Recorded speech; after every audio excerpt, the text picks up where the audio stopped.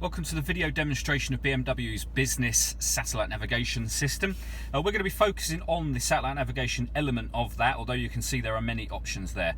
Navigation is currently highlighted, and we're going to select navigation by pushing down this button here. This is BMW's iDrive system, so everything that you do on the screen is controlled with your left hand whilst you're driving, making it very, very easy to do. We were going from the main menu there, you can access the navigation directly from this button should you wish to. Once you're in, pushing this down will select any of the options you've highlighted. Twisting this will move it through the various options, and then there will be the odd occasion where you might want a menu that's to the right or to the left or up or down, in which case this stick will actually move around as well. So we are on the satellite navigation menu now.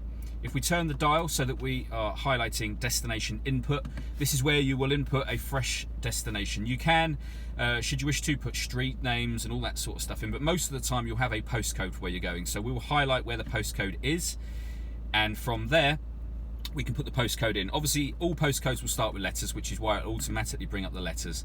Once you select one, it will start to narrow down your options, and once you've selected two, you can either then be typing in a town name. As you can see on the right hand side just here, it's already giving us a list. We are putting in a postcode, so we will highlight the numbers and enter the digits that we want to have.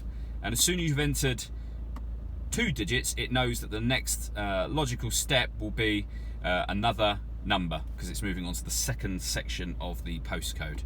And then again, once you've done that number, it knows that you need letters. So it will start to highlight letters, and once you put in the very last one, the only option is to select OK, and then simply scroll down to Start Guidance. Once we push this button, it will work out the fastest route to our destination. You can change it on the settings so that it gives you the most economical route or the shortest distance route. So we're going to hit Start Guidance, and you'll see what the car does then.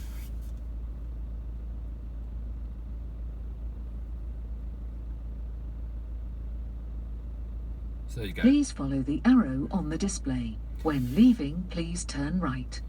So there you go. It's giving us our instructions. At the moment, it's zoomed out from the map. As soon as it's selected it, it will automatically zoom in, which is what it's just done. Or you can twist the dial in or out to zoom in further should you wish to. Now you'll see there's a menu over to the left-hand side of the screen just here.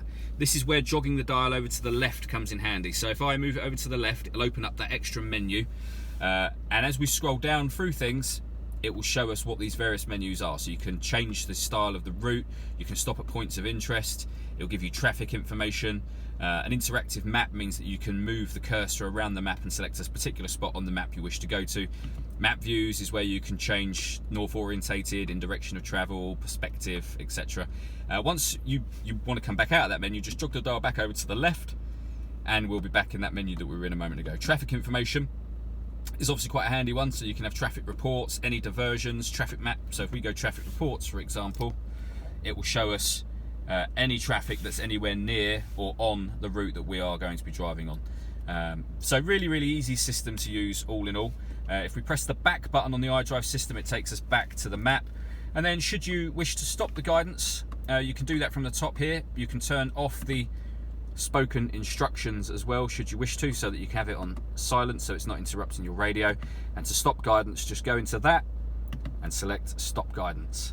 If we go back to the main map screen and then back to the satellite navigation menu itself, you will have other things that you can do on here. Aside from putting in the destination and simply following that, you can have addresses saved into your address book. You can go to points of interest or any recent destinations you put in, so you don't have to keep inputting the same postcode over and over. Points of interest is quite a handy one. So for example, petrol stations, or let's say car parks, it will search the nearest car parks from nearest to furthest basically. And if you wanted to go to one of these car parks, you would push the button down, and again it would do what it was doing before, so accept destination.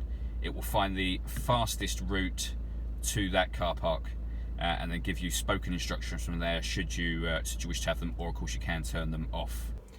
So there we go, that's BMW's business navigation. If you'd like to come and try the system out for yourself, please just give any of our MJA sites a call. We'd love to hear from you soon, and you can come in, have a test drive of the car and try out the satellite navigation for yourself.